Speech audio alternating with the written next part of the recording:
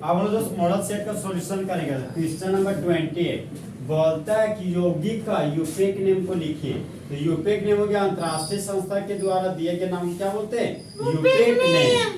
देखिए एक कार्बन था तो यहाँ पर लिख दिए कार्बन। देखिए तो ये कंडेंस फॉर्म है और हम लिख जा रहे हैं एक्सपेंडेड फॉर्म। मतलब यहाँ पर बॉन्ड रूल पता ही चल रहा है। जब बॉन्ड रूल ना पता चले तो समझना सिंगल बॉन्ड है। कार्बन कार्बन के बीच सिंगल बॉन्ड है। डबल या ट्रिपल बॉन्ड होगा तो दिखा देगा कहाँ पे डबल या ट्रिपल बॉन्ड है। कार्बन था तो कार्बन लिख दिए। देखो ना बोलता है CH3 तीन गो है और वो CH3 इसी कार्बन पे तो ऊपर में एक CH3 लिख दिए, एक CH3 लेफ्ट में लिख दिए, एक CH3 नीचे में लिख दिए। फिर आगे CH2 था तो यहाँ पर लिख दिए CH2। फिर आगे ब्रोमो था तो यहाँ पर लगा दिए ब्रोमो। प्रिंसिपल चेन हो गया एक कार्बन दो कार्बन तीन कार्बन। प्रिंसिपल चेन एक दो तीन कार्बन। तो लग रहा था कि राइट टू लेफ्ट नंबर होगा चाहे टॉप टू बॉटम होगा। देखो अगर तुम ऊपर से नीचे आओगे प्रिंसिपल चेन अगर तुम इसको माने हो तो यहाँ देखो दो ठो ब्रांच तुमको ऑप्शन हो रहा है। और अगर प्रिंसिपल चेन हम राइट टू लेफ्ट चलते एक कार्बन दो कार्बन तीन कार्बन तो एक दो तीन को ब्रांच ऑप्शन होता है। तो हम लोग उस रास्ते जाना पसंद करते हैं जिधर ज्यादा से ज्यादा हरियाली दिखे। केमिस्ट्री बोलता है कि हम उस रास्ते जाना पसंद करते हैं जहाँ ज्यादा से ज्यादा ब्रांच मिल सके। ठीक है तो प्रिंसिपल चेन हो गया मेरा तीन कार्बन का। प्रिंसिपल चेन से दोनों बाहर है तो दोनों बन गया ब्रांच। तो Br को ब्रांच के रूप में ब्रोमो बोलते हैं। क्या बोलते हैं? ब्रोमो। और CH3 को ब्रांच के रूप में मिथाइल बोलते हैं। यहाँ पर लिख दिए मिथाइल। और ब्रोमो का B मिथाइल का M। तो एबीसी में ब्रोमो का B पहले आता है कि मिथाइल का M? ब्रोमो का B। सबसे पहले ब्रोमो का नाम लिखेंगे फिर मिथाइल का। इस कंपाउंड का नाम हो गया 1 ब्रोमो 2 डाई मिथाइल। ठीक तीन कार्बन के लिए रूट वर्ड हो गया प्रो। तो यहाँ पर लिख दिए प्रो। कार्बन कार्बन के बीच सिंगल बॉन्ड है तो प्राइमरी सफिक्स के रूप में n लिख दिए। यहाँ पर हो गया मेरा n। अब देखिए नंबर अल्फाबेट है तो हाइफन दे दिए। अल्फाबेट नंबर है तो हाइफन, नंबर है तो कॉमा, नंबर अल्फाबेट है तो हाइफन। तो इस कंपाउंड का यूपेक नेम हो गया 1 ब्रोमो 2 डाइमिथाइल प्रोपेन। ओके तो कंफ्यूजन? No yes confusion. भैया एक बार और तो यहाँ पे क्वेश्चन नंबर 29 क्या बोलता है? बोलता है कि फैलिंग सॉल्यूशन नहीं देता है वह कौन सा एल्डिहाइड है? ठीक है तो जो फैलिंग सॉल्यूशन नहीं देता वह मेरा एरोमेटिक एल्डिहाइड और कीटोन का भी फैलिंग सॉल्यूशन नहीं देता है। तो पूछ रहा है एल्डिहाइड का नाम, कीटोन का नाम नहीं पूछ रहा। फिलहाल ध्यान रखना कि एरोमेटिक एल्डिहाइड और कीटोन का भी फैलिंग सॉल्यूशन नहीं देता है। तो फिलहाल एरोमेटिक एल्डिहाइड के रूप में इसका आंसर हो जाएगा बेंजल्डिहाइड। क्या जाएगा? बेंजल्डिहाइड। लिख सकते हो benzaldehyde which does not give falling solution. चाहे तुम बेंजल्डिहाइड भी लिखोगे तो गलत नहीं होगा। फिलहाल पूरा सेंटेंस बना के इस तरह बोलें। पॉइंट क्वेश्चन नंबर 33 बोलता है कि वह रिएजेंट बताइए जो नाइट्राइल ग्रुप को बदल देता हो प्राइमरी अमाइन में 1 डिग्री अमाइन। तो देखो नाइट्राइल ग्रुप को प्राइमरी अमाइन में कौन बदलता है? सबसे पहले हमको नाइट्राइल ग्रुप बनाना पड़ेगा। नाइट्राइल ग्रुप का सिंबल हो गया मेरा RCN। यहाँ पर लिखिए RCN।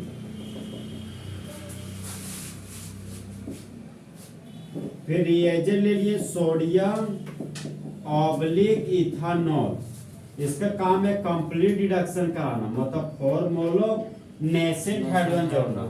तो रिएजेंट तुम सोडियम ऑब्लिक इथानॉल लोगे तभी 4 हाइड्रोजन जोड़ेगा। इसके बाद तुम लिथियम एल्युमिनियम हाइड्राइड लोगे तो उसका काम है भी 4 हाइड्रोजन जोड़ना। तो R था तो यहाँ पर CCR लिख दी। खाली बॉन्ड था तो खाली बॉन्ड लिख दिए। अब बोलते थे हम हमेशा मेरा फोकस सिर्फ और सिर्फ फंक्शनल ग्रुप पे होता है। तो इस कार्बन को 2 हाइड्रोजन दे दिए तो ये कार्बन बदल गया मेरा CH2 में। यहाँ पर नाइट्रोजन का भी 2 हाइड्रोजन दे तो ये बन गया NH2। यहाँ पर सिंगल बॉन्ड और यहाँ पर लिख दिए NH2। ये साइनाइड फंक्शनल ग्रुप है, इसको बोलते हैं अल्काइल साइनाइड। तो जब साइनाइड मेरा साइनाइड को ये कॉमन नेम साइनाइड हो गया अल्काइल साइनाइड। यूपेक नेम हो गया तुम्हारा अल्केन नाइट्राइड। R के लिए सिंगल बॉन्ड के लिए N और साइनाइड ग्रुप को साइनाइड ग्रुप के नाम के अंत में नाइट्राइल लिखते थे, इसका नाम हो गया अल्केन नाइट्राइल। और ये कि तुम्हारा 1 डिग्री अमाइन, इसको प्राइमरी अमाइन बोलते हैं। कैसे पहचानेंगे? फंक्शन ग्रुप से जुड़ा हुआ कार्बन अल्फा कार्बन, ये अल्फा कार्बन एक अल्काइल ग्रुप से जुड़ा हुआ है, ये हो गया 1 डिग्री कार्बन, और 1 डिग्री कार्बन से जुड़ा हुआ अमाइन 1 डिग्री अमाइन। तो सिर्फ हमको रिएजेंट का नाम पूछा था, रिएजेंट जो कि मेरा सोडियम ऑब्लिक इथानॉल। ये नहीं आएगा तो तुम लिख सकते हो लिथियम एल्युमिनियम हाइड्राइड, ये भी लिखोगे तो 1 नंबर तुमको मिल जाएगा। पूरा लिखना, पूरा द रिएजेंट तो लिखना lithium aluminium hydride to convert nitrile to primary amine, पूरे एक लाइन में आंसर लिखना है तुमको। क्वेश्चन नंबर 32 बोलता है कि सुक्रोज का प्रोडक्ट हो सकता है कब? जब सुक्रोज का रिएक्शन वाटर के साथ करते तब क्या हो सकता है प्रोडक्ट? सुक्रोज का फॉर्मूला ये मेरा C12H22O11, इसका रिएक्शन वाटर के साथ करना है और एंजाइम के प्रेजेंस में करना है। अगर एंजाइम नहीं रहेगा तो सल्फ्यूरिक एसिड भी लिख सकता है। तो फिलहाल एंजाइम जो यूज करेंगे उस एंजाइम का नाम है इन्वर्टेज एंजाइम। कौन सा एंजाइम है? Invertase enzyme. कल ही बोले थे एंजाइम का ट्रिक है मस्जिद। एन से माल्टेज एंजाइम, ए से माइलेज एंजाइम, ए से सॉर्बेटेज एंजाइम, जेड से जाइमेज एंजाइम, ठीक है, फिर आई से इन्वर्टेज एंजाइम और डी से डायस्टेज एंजाइम। डाइजेशन में जो एंजाइम यूज होते हैं डायस्टेज एंजाइम। तो फिलहाल मेरा इन्वर्टेज एंजाइम है। कार्बन 12 है तो कार्बन 12 को आधा कर दो, कार्बन 6 हो गया, इधर भी कार्बन 6 लिख दिए, ठीक। हाइड्रोजन 22 से 2 हाइड्रोजन 24 हो गया, यहाँ पर आधा हाइड्रोजन लिख दो, हाइड्रोजन 12 और यहाँ पर भी लिख दिया हाइड्रोजन 12। ऑक्सीजन 11 लिख हो गया 12, ऑक्सीजन 12 हो गया, तो यहाँ पर ऑक्सीजन 6 लिख दिए, यहाँ पर भी ऑक्सीजन 6। तो इस कंपाउंड का नाम दिया ग्लूकोज, ग्लूकोज।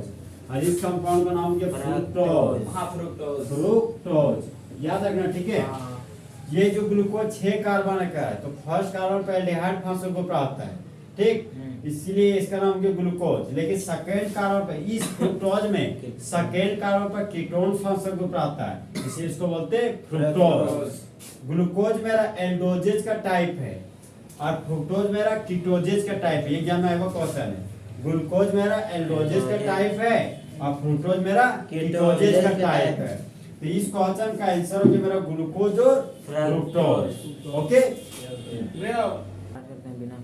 देखो यहाँ पे क्वेश्चन नंबर 33 आपको क्या बोलता है? बोलता है कि हाँ एमिन्स है वो बिहेव करता है न्यूक्लियोफाइल के जैसा। तो कैसे करता है बिहेव? तो देखिए यहाँ पे सबसे पहले न्यूक्लियोफाइल समझते हैं। न्यूक्लियो का मतलब न्यूक्लियस, फाइल का मतलब लव।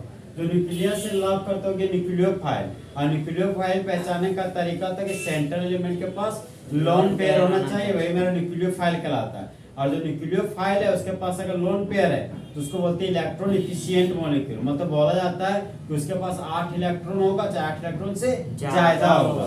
तो फिलहाल जो इसका आंसर होगा वो होगा तुम्हारा due to presence of lone pair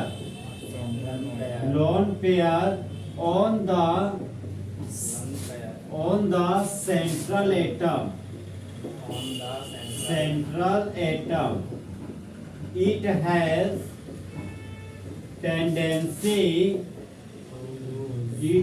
tendency to donate lone pair and behaves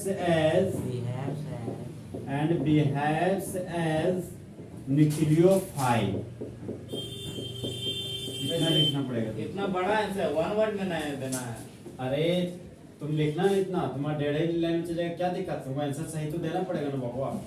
तो बोलता है कि हाँ लोन पेयर की उपस्थिति की वजह से, तो लोन पेयर कहाँ पाया जाएगा? सेंट्रल एटम के पास। तो सेंट्रल एटम के पास लोन पेयर है तो लोन पेयर दान करने का प्रवृत्ति होने की वजह से एमिन्स मेरा बिहेव करता न्यूक्लियोफाइल के जैसा। अब नेक्स्ट क्वेश्चन देखिए, बोलता है क्या होता है जब एनिलीन का रिएक्शन ब्रोमीन वाटर के साथ करते हैं तब। ये मेरा बेंजीन का रिंग, और बेंजीन के रिंग पर अगर NH2 फंक्शनल ग्रुप लगाओ तो इसको बोलते हैं अनिल बाबू, एनिलीन। और एनिलीन का रिएक्शन ब्रोमीन वाटर के साथ करना है। तो एनिलीन का रिएक्शन यहाँ पे ब्रोमीन लेनी है और यहाँ पर ले लिए वाटर का मॉलिक्यूल। देखो एक चीज ध्यान रखना, जब वाटर और वाटर ना देख कभी एक्वस लिख के देता है, Aqueous बहुत मतलब water। बहुत परीक्षा में फंसा देता है बच्चे। दिया तो है भाई यहाँ पे देखो, अरे अभी दिया नहीं दिया रहेगा वो भी बता रहे हैं, अगर वाटर नहीं देगा तो एक्वस लिख के देगा। ब्रोमीन का 2 एटम है तो एक बढ़ा दिए, तो यहाँ पे मेरा 3। ठीक, अब देखो यहाँ पे बेंजीन से जुड़ा हुआ फंक्शनल ग्रुप अमाइन है, तो बेंजीन से जुड़ा हुआ अमाइन है, अमाइन के पास तो लोन पेयर है, तो नाइट्रोजन के पास लोन पेयर है, तो आने वाला ब्रोमीन को एक बार ऑर्थो में जोड़ता है, एक बार पैरा में जोड़ता है। लेकिन अनिल वाला केस में गड़बड़ हो जाता है, एक बार ऑर्थो में बियर जोड़ता है, एक बार पैरा में जोड़ता है, फिर एक बार बियर ऑर्थो में जुड़ जाता है। मतलब यहाँ पे ट्राई सब्स्टिट्यूशन हो जाता है, मतलब 3 बार ब्रोमो ग्रुप आता है, 3 हाइड्रोजन को यहाँ से रिप्लेस करता है। ये रिप्लेस बोलते समझ में आता है ना हिंदी? हाँ।